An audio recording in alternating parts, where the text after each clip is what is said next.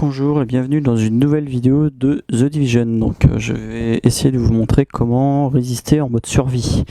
Donc avant tout, récupérer les deux éléments qui sont disponibles donc, dans le shelter. Et vous équiper donc tout de suite pour le froid, donc avec une casquette ou une écharpe. Et vous continuez donc à parcourir le mieux.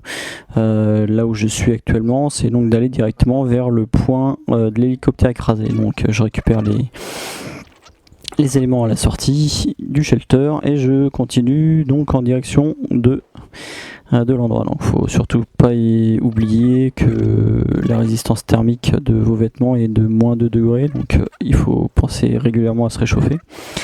Et donc là je fais un petit détour, donc je viens de monter tout en haut du pont qui permet en fait de récupérer des éléments différents. Donc là je commence à y aller. Donc je prends cet endroit, souvent il y a du monde mais ça peut arriver qu'il n'y ait personne comme il me semble là actuellement. Donc je récupère encore des pièces pour crafter plus tard et donc je continue. Je récupère donc tout en haut du toit en principe, sur la partie avec l'escalier donc juste après, on peut avoir de l'équipement d'armure et compagnie donc qui permet de résister un peu plus longtemps. Et surtout, j'ai aussi récupéré quelques vêtements qui me permettent de tenir donc actuellement à moins 4 degrés. Donc je continue, j'arrive sur le site du crash de l'hélicoptère et je continue donc pour looter tout ce qu'il y a à looter, donc de l'équipement, des armes si possible et tout ce qu'il me faut.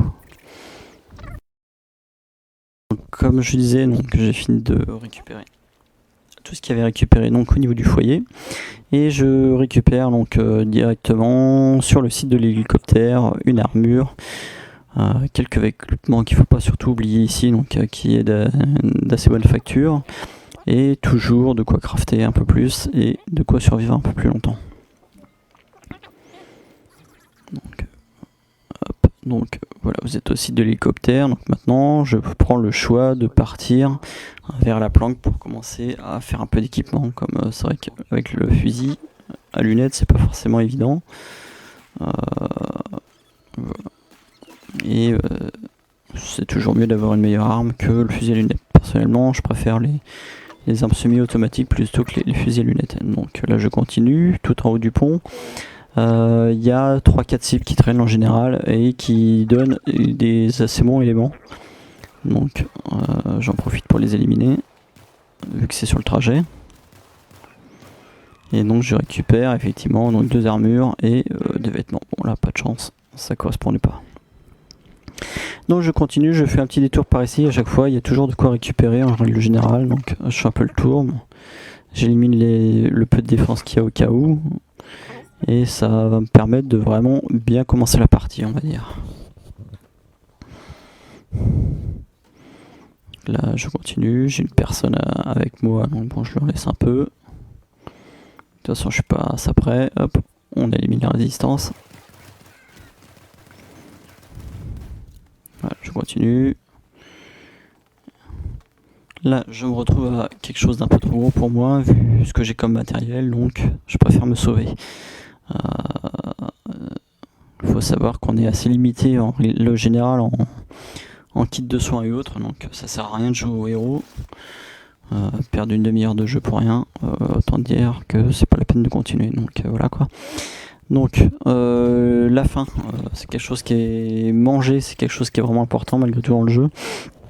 Ça permet de restaurer donc les niveaux de vie qui ont malheureusement été perdus et ça évite d'utiliser des kits de soins. Donc là je suis arrivé dans le shelter et j'en profite avec tout ce que j'ai récupéré pour faire mes kits de survie pour pouvoir passer en dark zone. Donc il est toujours important de faire le kit de survie niveau 2 qui permet aussi d'aller dans les zones infectées. Donc c'est dans ces endroits en général où on retrouve le plus d'éléments pour la survie, comme souvent les médicaments. Il y a certaines zones qui sont vraiment très riches en médicaments. Et donc nous allons le voir plus tard. Donc là je finis de m'équiper tranquillement pour pouvoir essayer de passer jusqu'au degré moins 15 ou moins 17 qui va me permettre d'aller dans la Dark Zone un peu plus confiant. Et j'en ai profité aussi pour faire la détection environnementale qui me permet donc de détecter les ennemis plus facilement. Donc voilà, j'ai fait le choix de repartir pour aller sur le deuxième site du crash. Donc, je continue, je me suis équipé pendant que j'y étais donc avec une grosse mitrailleuse lourde. Pourquoi ce choix comparé à un fusil d'assaut? Parce que vu mon niveau actuel encore, j'ai plus de balles dans le chargeur, donc ça me permet de tenir un peu plus longtemps face à des ennemis résistants. Donc les ennemis résistants, on va tomber sur un, en voilà un justement. Donc je fais bien attention et j'arrive sur lui. Donc je récupère ce qu'il y a récupéré dans les parages. Hop. Et je vais le chercher. Donc voilà. Donc voilà l'exemple typique du chargeur à grosse capacité. Justement, ça me permet vraiment de tenir la route et puis de tirer le plus longtemps possible pour faire un maximum de dégâts, quoi. C'est une stratégie que j'emploie aussi dans la Dark Zone. Ça m'a permis de m'en sortir plus ou moins à chaque fois. Là, je continue. Je récupère ce qu'il y a récupéré.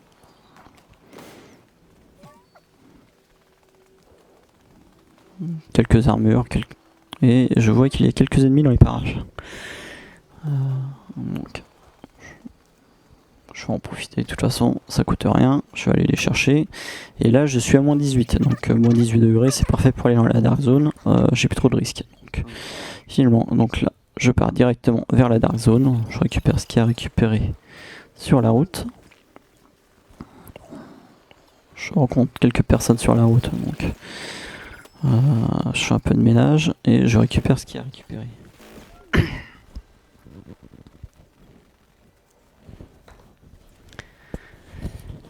Je continue et je vais bientôt donc arriver vers la Dark Zone. Donc il reste encore toujours un peu de monde, je fais un peu de ménage, je vais sûrement en profiter pour crafter. Voilà, je vais crafter encore un petit peu, histoire de continuer à m'équiper, donc en équipement. Je recycle tout ce que j'ai à recycler.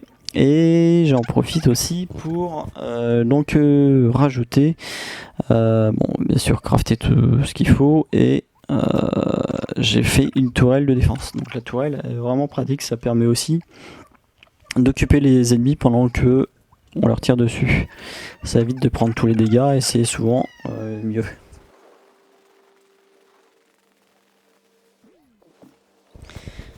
Non, je continue de me diriger tranquillement vers la Dark Zone, donc en récupérant ce que j'ai à récupérer. Hop, j'en suis vraiment pas très loin. Voilà la dernière boutique. Il faut savoir que plus on se rapproche de la zone de Dark Zone, plus les éléments sont intéressants à récupérer. Donc voilà, bon, quelques ennemis. On continue. Je récupère, et comme je disais tout à l'heure, il est toujours bon d'avoir le masque niveau 2 qui permet justement donc de récupérer tout un tas de choses dans les zones contaminées, et souvent il y a pas mal de médicaments. Bon là pas de chance, c'est une zone qui contient plus tout ce qui est boissons et autres, mais ça sert aussi. Les boissons d'ailleurs sont utilisées pour plus facilement détecter les objets environnementaux, donc ça permet de moins galérer à réunir son équipement. Donc bon, cette zone est malgré tout pas super riche comparée à l'autre, mais il y en a une avec un bâtiment où on peut y rester bien un quart d'heure.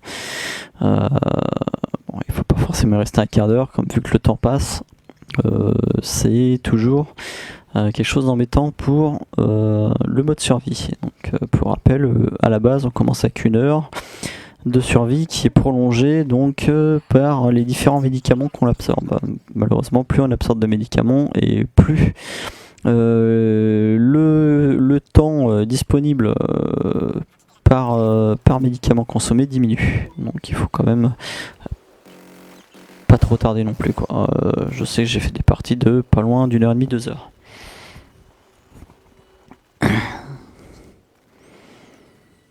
Non, je continue, je suis vraiment pas loin de la Dark Zone en principe. Je continue à faire quelques éliminations rapides. Voilà, je suis vraiment pas loin de la Dark Zone. Hop, on continue. toujours faire un peu attention à tout ce qui traîne dans les parages. Il y a toujours une mine ou quelque chose qui va nous embêter un peu. Et mais voici la Dark Zone. Donc là, le problème, c'est que en DPS, je suis un peu faible. Donc 41 000 DPS, c'est pas terrible. Par contre, en résistance, 123 000, c'est déjà mieux. Donc personnellement, bon, là, c'est l'exemple à pas faire. 41 000 en DPS, c'est pas suffisant pour aller dans la... Enfin, ça ira, mais ça permettra pas d'extraire correctement. Donc si possible, essayer de faire une arme un peu plus puissante que celle que j'ai. Donc si possible violette, voire jaune. Comme malheureusement les bleus sont pas... Ça n'a pas le niveau pour aller dans la dark zone. Donc on continue, des ennemis. Et je vais donc essayer de crafter ce que je peux crafter. Il y a du monde, là c'était un peu trop gros pour moi, c'était à nommer, donc j'ai fait le tour du pâté de maison. Voilà, je récupère, je me sers des tourelles pour occuper les ennemis. Et je fais un peu de ménage, donc bon, c'est... Voilà, donc je crafte. Maintenant je peux crafter. Donc je craft, je fais augmenter mes équipements au niveau maximal. Et donc, comme je disais toujours, je manque un peu de puissance. Bon, là, j'augmente. Je cherche toujours à augmenter malgré tout la puissance des compétences de mes armes. Même si là, on arrive à 40 000 difficilement, c'est toujours trop peu, quoi.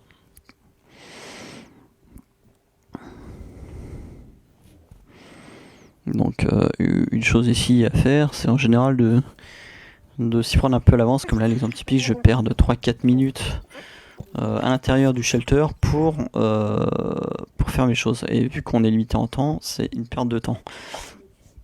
Pour ça, il faut en général savoir exactement ce qu'on fait et le faire le plus rapidement possible.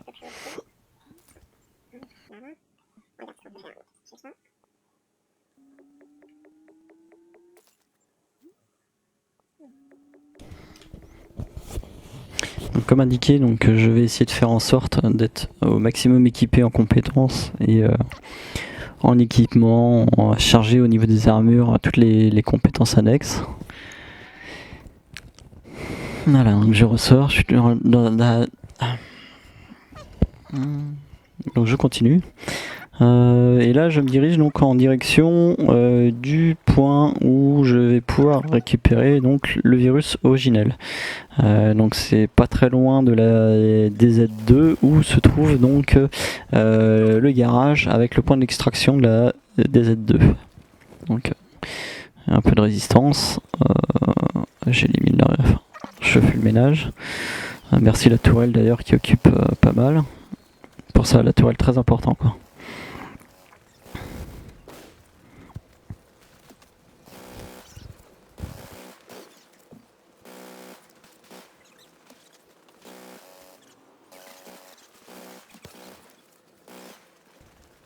Donc voilà, j'ai perdu un peu de temps, mais j'ai fait le ménage. Donc on continue, on récupère ce qu'il y a récupéré, même si c'est pas forcément toujours très intéressant. Et donc je vais récupérer mon virus originel. Donc bon, il y a quelques personnes, je donne un petit coup de main, je fais le ménage. Des personnes qui débarquent. Hop, voilà, c'est fait. On continue. Un coup de tourelle pour occuper les gens. Et voilà. Donc je retourne et je vais forger donc mon pistolet pour l'extraction.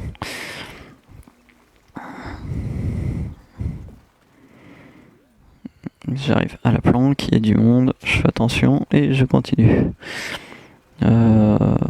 Clairement, il faut vraiment faire attention de ne pas se faire tuer dans ces moments-là, quoi. Donc voilà, donc j'ai fait ma fusée de détresse et je finis de m'équiper au maximum. Donc là, on l'a pas forcément vu. On l'a pas forcément vu, mais je suis qu'à 39 000. Donc comme je disais, 39 000 DPS. Donc comme je disais tout à l'heure, c'est un peu trop faible pour aller extraire malheureusement. Donc je vais quand même tester. Et donc voilà, donc j'arrive, je monte dans la zone d'extraction de la DZ2 que je n'aime pas particulièrement non plus. Je la trouve extrêmement risquée. Et donc une fois que la fusée est lancée, donc nous avons les chasseurs qui arrivent. Donc il faut savoir qu'il y a un chasseur par personne présent dans la zone. Donc là pour l'instant je me retrouve avec un chasseur. Donc je me fais étourdir avec une grenade et je fais plus ou moins attention. Donc là je suis voilà, je déploie la tourelle, sauf que le chasseur est passé de l'autre côté. Il a tenté de me prendre à revers, mais la tourelle du coup sert pas à grand chose là, c'est dommage quoi. Là pas de chance, j'ai un deuxième joueur qui vient d'arriver et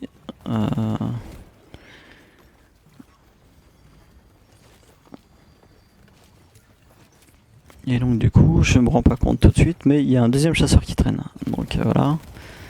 Donc là j'essaie d'éliminer mon chasseur toujours.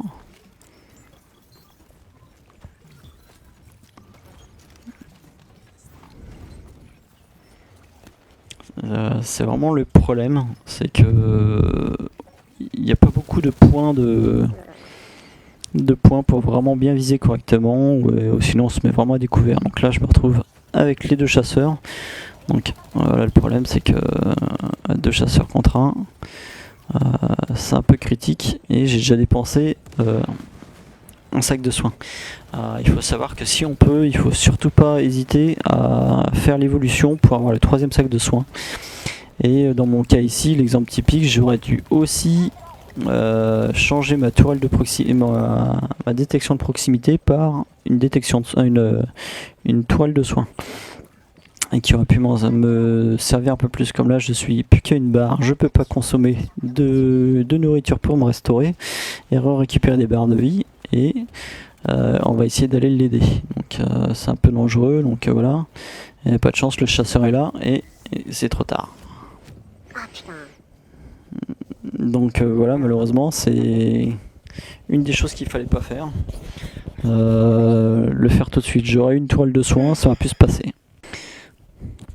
Donc comme vous avez pu le voir, malheureusement je suis mort. Donc voilà, c'est vraiment très très important donc du coup de se pointer avec au moins typique. Il est vraiment très important d'avoir au moins 100 000 DPS pour l'attaque, sinon c'est très très compliqué. Merci à tous d'avoir donc suivi cette vidéo et vous me retrouvez dans une prochaine vidéo.